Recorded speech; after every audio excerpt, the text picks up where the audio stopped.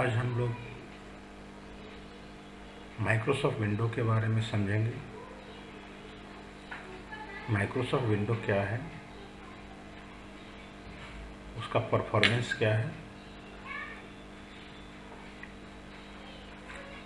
Window कैसे काम करता है,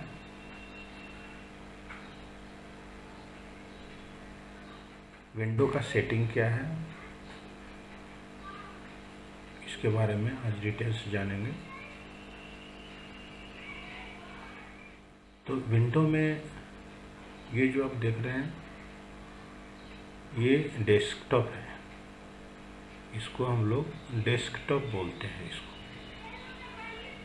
जो भी एप्लीकेशन आप डाउनलोड करते हैं सबका आइकॉन यहाँ से डायरेक्ट खोलने के लिए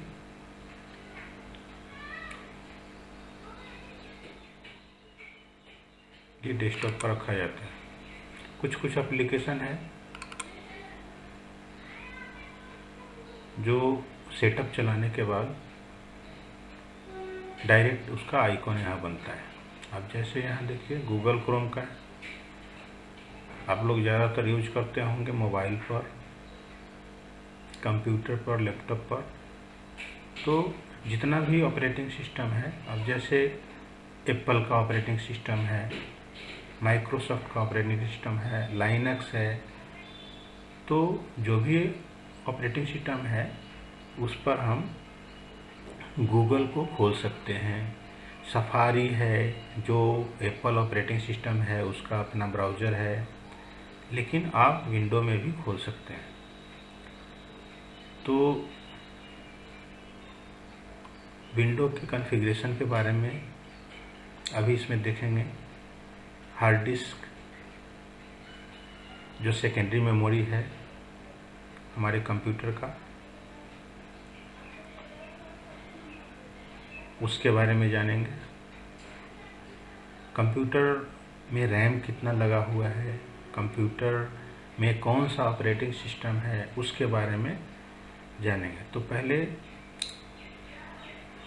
हम स्टार्ट करते हैं। ये जो देख रहे हैं दिस पीसी, ये पहले माई कंप्यूटर नाम से आता था। जैसे window 98, XP, service pack 2, 1, window 7, window 8 तक। तो ये पीसी जो है इसके कॉन्फ़िगरेशन के बारे में जानते हैं। अब इस पर हम राइट क्लिक करेंगे। राइट क्लिक करने के बाद ये प्रॉपर्टी है, यहाँ पर लेफ़्ट क्लिक करेंगे और इसमें है आपका विंडो 10। इस कंप्यूटर में क्या है install, window 10। Window 10 operating system इसमें है। Window 10 pro, copyright 2015। प्रोसेसर का इसमें कॉन्फ़िगरेशन दिखा रहा है Pentium dual core CPU 2.20 GHz। RAM इसमें कितना है, 5 GB रैम है। 5 GB रैम है। रैम जो है प्राइमरी मेमोरी है मेरा। सिस्टम टाइप क्या है, 64 बिट है, 32 बिट आता है, 64 बिट आता है। ये 64 बिट है।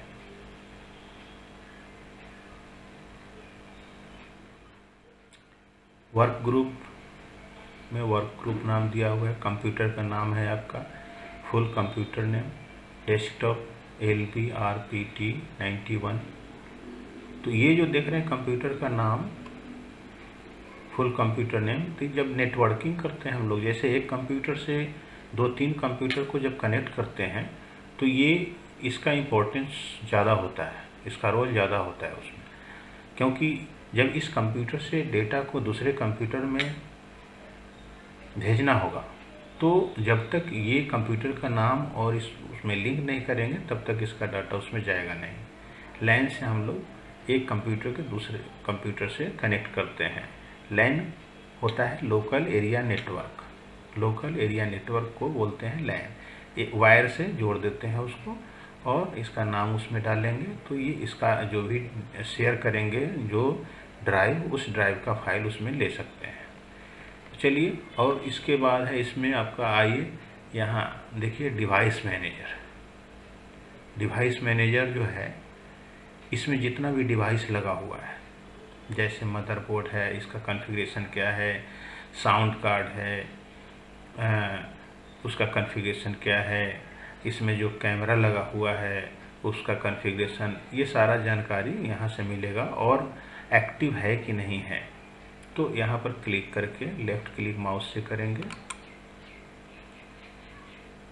डिवाइस मैनेजर में आ गए। इसको जूम कर देते हैं, यहाँ से क्लिक करेंगे जूम पर,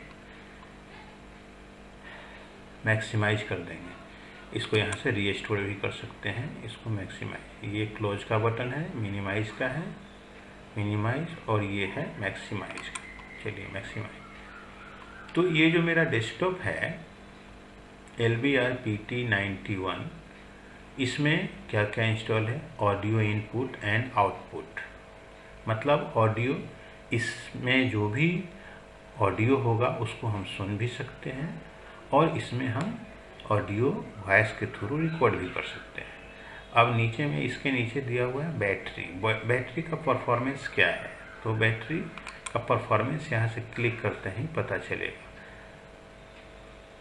ये लैपटॉप है, इसलिए बैटरी का परफॉर्मेंस यहाँ दिखा रहा है, डेस्कटॉप में नहीं भी दिखाता है। तो ये कंप्यूटर है, कंप्यूटर में क्या है, तो ACPI 64 बिट पर ये काम कर रहा है, 64 बिट पीछे, 32 बिट नहीं है। डिस्क ड्राइव इसमें लगा हुआ है। अब जैसे कोई DVD है, CD है, उसको आप लगा करके इसमें स्टोर कर सकते हैं, या नेरो के थ्रू उसमें कुछ डेटा आप राइट भी कर सकते हैं। ये है डिस्प्ले एडेप्टर। अब जो ग्राफिक होता है, डिस्प्ले एडेप्टर इसमें कौन सा लगा हुआ है, ये दिया हुआ है उसमें, है ना, 4 सीरीज एक्सप्रेस का। तो डिस्प्ले होगा तभी आप किसी भी एलिमेंट को आप डिस्प्ले करा सकते हैं। तो ये सब इंटरनल डिवाइस के बारे में यहाँ पर इंफॉर्मेशन आपको दिया जा रहा है, ताकि कुछ जानकारी हो जाए, ताकि कुछ माइनर प्रॉब्लम आए तो आप उसको ठीक कर सकते हैं देख करके। अब ये कभी कभी होता है कि अनइंस्टॉल होता है। अब जैसे यहाँ USB है, अब ये अनइंस्टॉल होगा, यहाँ पर है डिजेबल, ये है अनइंस्टॉल। मान लिया आपका नहीं है, अनइंस्टॉल है, तो यहाँ पर राइट क्लिक करके इसको हम अपडेट कर लेंगे। आपके पास ड्राइवर नहीं है तो इंटरनेट को ऑन करके यहाँ से अपडेट कर सकते हैं, या इसका ज़रूरत नहीं है, इससे लेटेस्ट अपडेट आपके पास है, तो इसको यहाँ से अनइंस्टॉल भी कर सकते हैं, डिजेबल भी कर सकते हैं। इसका प्रॉपर्टी को यहाँ से देख भी सकते हैं कि प्रॉपर ढंग से ये काम कर रहा है कि नहीं। तो ये लिख रहा है this device is working properly. तो हम सारे डिवाइस को ड्राइवर यहाँ से चेक कर सकते हैं, नहीं है तो अपडेट भी कर सकते हैं। बहुत सारा विंडो में कॉन्फ़िगरेशन है, 1-2 क्लास में ये नहीं होगा, धीरे धीरे इस सबको समझिए आप लोग। लाइक कर दीजिए, लाइक और सब्सक्राइब कर देने से क्या होगा कि आपको नेक्स्ट वीडियो का मैसेज आपके मोबाइल पर मिल जाएगा। यूट्यूब पर आपका नीचे जहाँ वीडियो चलता है उसके नीचे सब्सक्राइब बटन होगा, उस पर क्लिक करके लाइक भी कर दीजिए, और जो बेल आइकॉन आएगा उस पर क्लिक कर दीजिए, ताकि जब मोबाइल में जब आपका आए वीडियो, हमारा वीडियो जाएगा तो वो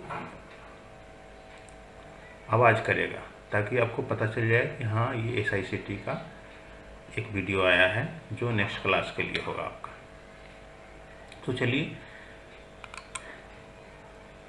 ID डाटा। अब ये जो है आपके कंप्यूटर में सेकेंडरी मेमोरी, जिसको बोलते हैं hard disk, HDD hard disk लगा हुआ है, उसको बता रहे हैं कि ये एक्टिव है। तो इसको भी हम जान सकते हैं प्रॉपर्टी में जा कर के कि हमारा ये प्रॉपर काम कर रहा है कि नहीं। तो ये बता रहा है कि आपका डिवाइस सही से काम कर रहा है, this device is working properly. Imaging device. अब जैसे आपका कैमरा लगा हुआ है कंप्यूटर में, जिससे कि आप वीडियो रिकॉर्ड करते हैं, तो ये सब प्रॉपर काम कर रहा है कि नहीं, इस पर राइट क्लिक करके और यहाँ प्रॉपर्टी में लेफ्ट क्लिक यहाँ करेंगे तो ये बताएगा हाँ भाई ये आपका प्रॉपर ढंग से काम कर रहा है। और ये HD 720 पिक्सल है वेब कैम।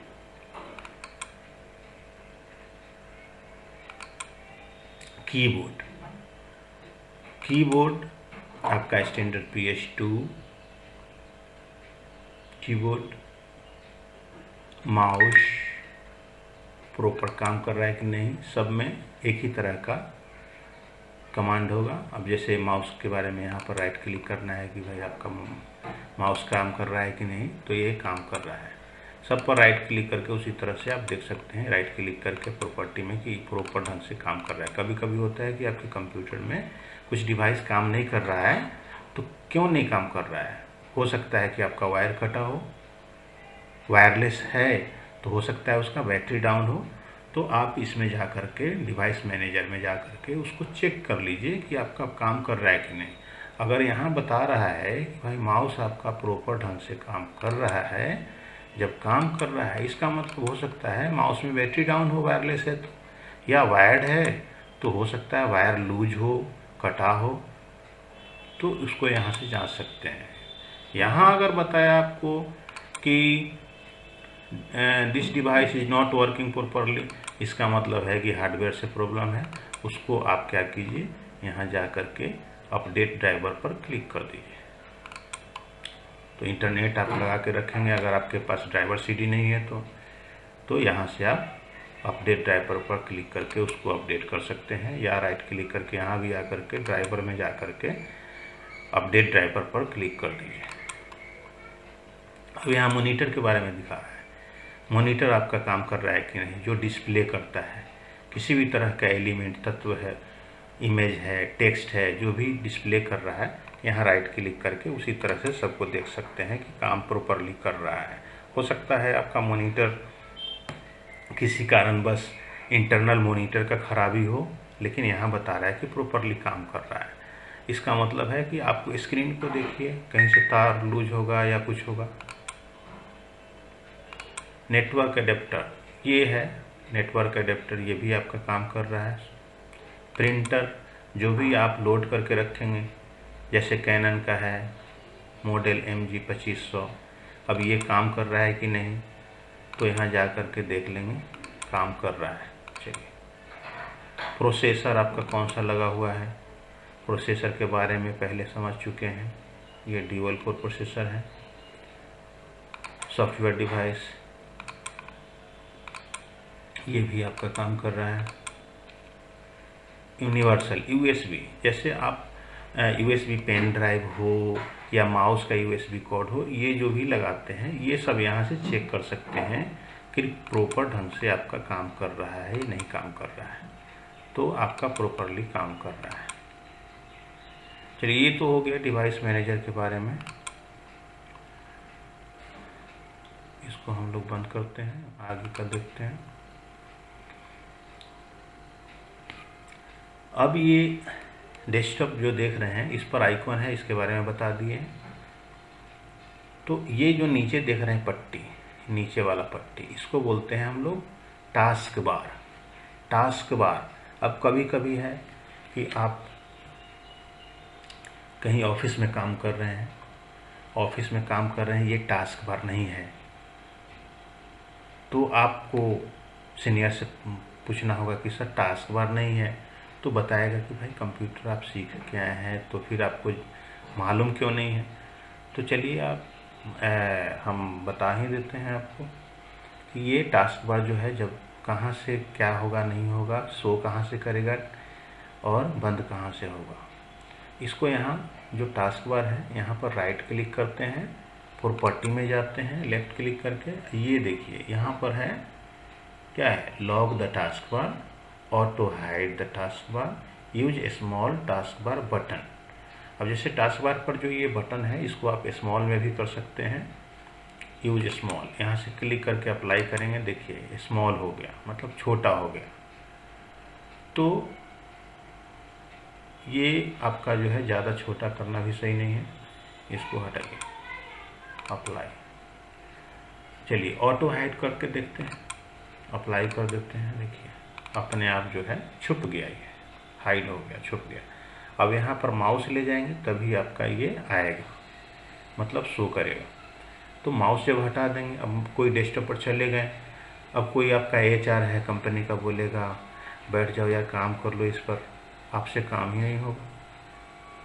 मतलब ये सब जानकारी होना चाहिए, बेसिक जानकारी है। चलिए इसको जैसे माउस आप यहाँ ले जाएंगे ये ओपन हो जाएगा। अब कभी कभी इसको हाइड करने का ज़रूरत क्यों पड़ता है, कभी कभी आप रिकॉर्डिंग कर रहे हैं कुछ स्क्रीन का या कुछ कर रहे हैं वैसे यूट्यूब पर देने के लिए या वीडियो रिकॉर्डिंग करने के लिए, क्लास चलाने के लिए, तो इसको हटाना पड़ता है ताकि फुल स्क्रीन पर ज़्यादा से ज़्यादा जगह मिल सके। तो इसको अब राइट क्लिक करके लेफ़्ट क्लिक करेंगे प्रॉपर्टी पर और ऑटो हाइड से इसको हटा देंगे, अप्लाई, ओके। टास्क बार के बारे में समझ गए। अब आइए कुछ बेसिक्स, जैसे मान लिया आपका यहाँ किसी भी तरह का आप कोई एप्लीकेशन खोलते हैं जो इम्पोर्टेंट है, तो आपका यहाँ पर दिखाएगा कि जो ये आपका है रिकॉर्डिंग मोड में है, यूट्यूब का है, ये डाउनलोडर है, ये ग्राफिक है, ग्राफिक चेंज करने के लिए है, और ये है आपका एंटीवायरस। अभी आपको एक इम्पॉर्टेंट बात बता दें कि जो भी आप कंप्यूटर लीजिए ऑनलाइन करते हैं बैंकिंग या कुछ भी, तो उसमें एक एंटीवायरस दे दीजिए ताकि आपका कंप्यूटर को कोई हैक नहीं कर सकता है।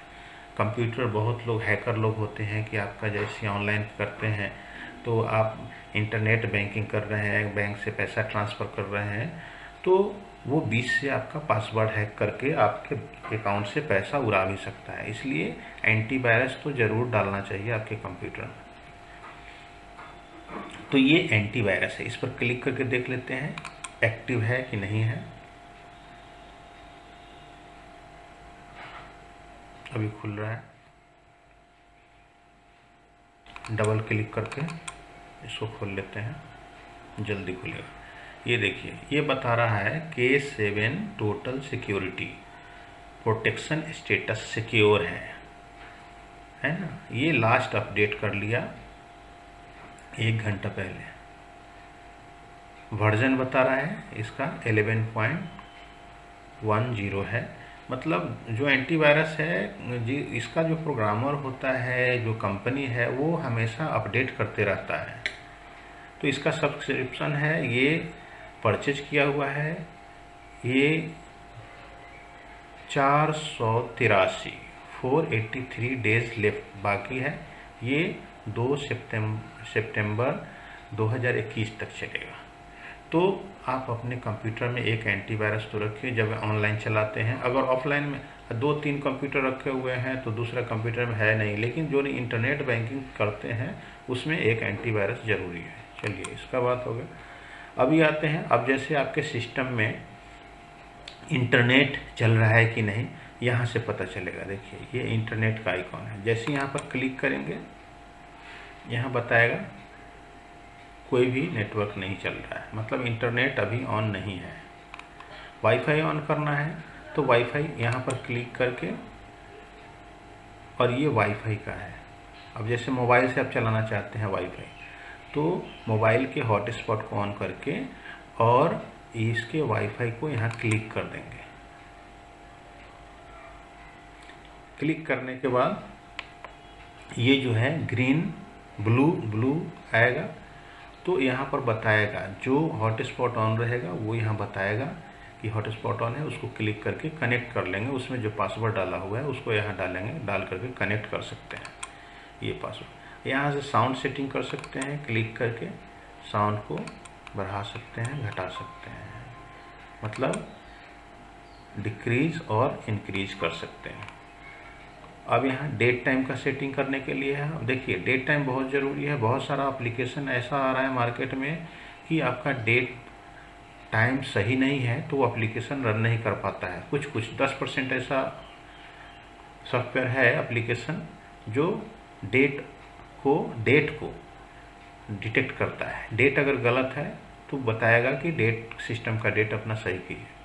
तो यहाँ से डेट टाइम चेंज कर सकते हैं।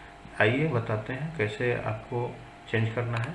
यहाँ क्लिक करेंगे और क्लिक करने के बाद यहाँ डेट टाइम सेटिंग है, देखिए यहाँ पे डेट टाइम सेटिंग, यहाँ क्लिक करेंगे। क्लिक करने के बाद डेट टाइम सेटिंग यहाँ बता रहा है सेट टाइम ऑटोमेटिकली ऑन किया हुआ है। यहाँ है change date and time format, यहाँ है additional date time region setting, click करते हैं और इसके बाद आ गया यहाँ पर set the date and time. इस पर क्लिक करने के बाद यहाँ पर आया टाइम बता रहा है, ये चेंज डेट टाइम। अब इस पर क्लिक करने के बाद बताएगा कि आपका यहाँ से अब जैसे आपका 7 तारीख आज नहीं है तो 8 करना है, इस पर क्लिक करेंगे, या 7 है इस पर क्लिक करेंगे। AM PM जो है, PM है तो PM करेंगे। टाइम कितना है तो अब जैसे यहाँ 5 बज रहा है तो 5:10 डायरेक्ट लिख भी सकते हैं कीबोर्ड से। देखिए 5:10 PM में आया, ओके कर दिए। देखिए राइट साइड में आप देख सकते हैं यहाँ पर ये चेंज हो गया, 5:10 ये PM में आया। चलिए ये हुआ डेट टाइम सेटिंग।